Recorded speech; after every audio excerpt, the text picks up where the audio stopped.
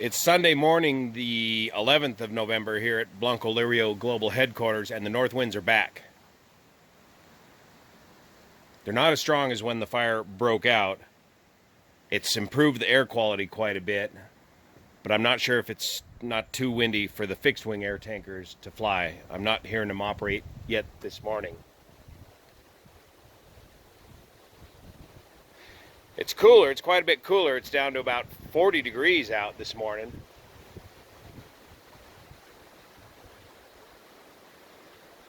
And as you can see here, typical living in Northern California in the Sierra foothills here, how close we are to the urban wildland interface. There's not a lot you can do to clear when you're only on a half-acre or 1-acre lot to clear around your house. I mean, you're right into the neighbor's trees right away, and the trees are the whole reason why we live up here.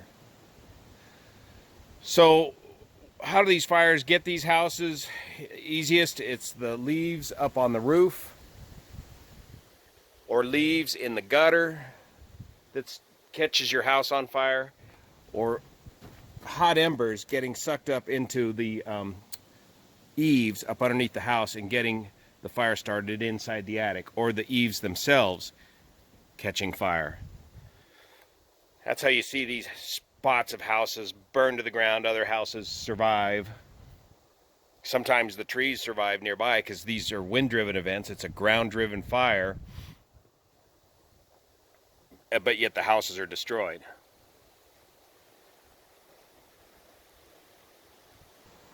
And of course, not a drop of rain in the rain gauge for many months. So pretty well resigned to, if something happens here, just get the bug out plan, get out of here, and let the whole thing go back to the insurance company. And I don't know, if I experience something like the folks in Paradise where the entire infrastructure is wiped out, I think I would be disinclined to rebuild and move back into the area. As part of PG&E's infrastructure improvement program, our neighborhood has been one of the first neighborhoods of 22,000 miles of power lines that PG&E is going to be replacing. These lines are going to get upgraded to, they're going to remain, of course, a 12 kVA service, but the lines will be upgraded to a 15 kVA capable line that's insulated, that will help prevent fires.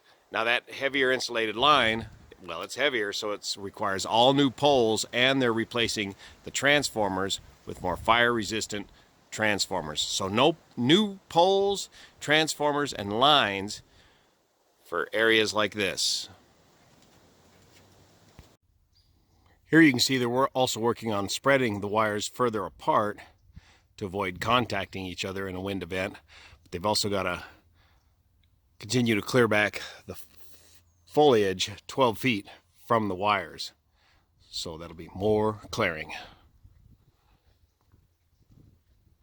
So let's hop up in the drone and see the campfire from the Blanco Lirio headquarters is about 40 miles northwest. And you can see the terrain is very similar between here and there. Forest and rivers. You can also see where the wind is blowing the smoke pretty much due west.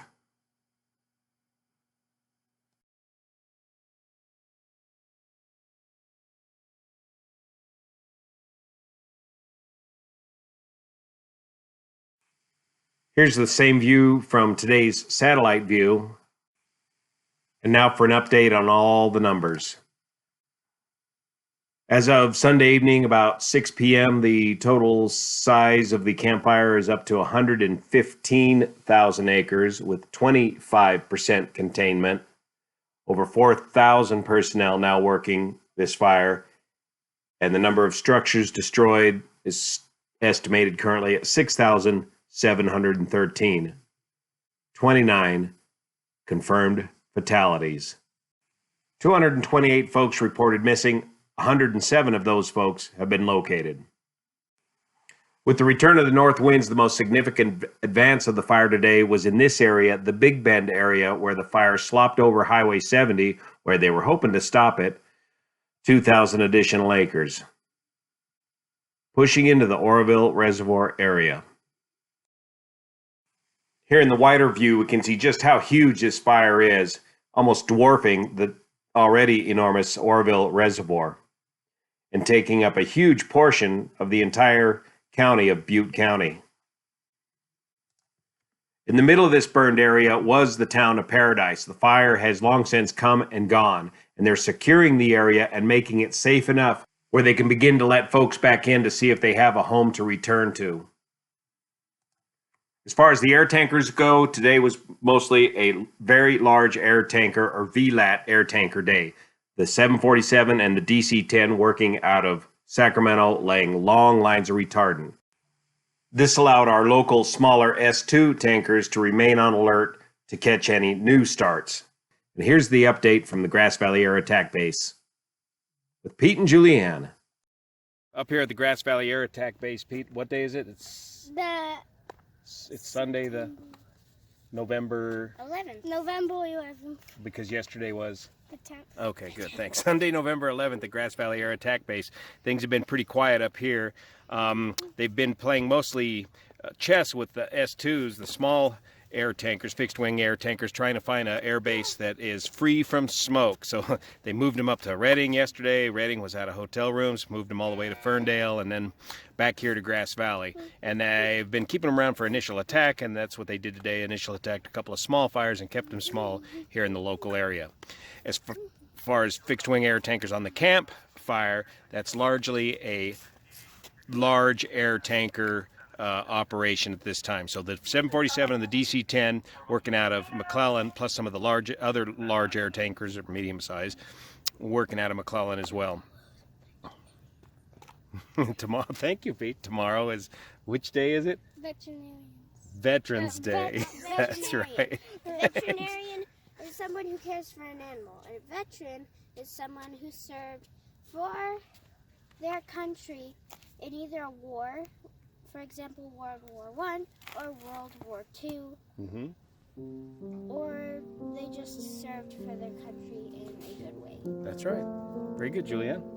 Thanks for that update. We'll see you tomorrow, Veterans Day.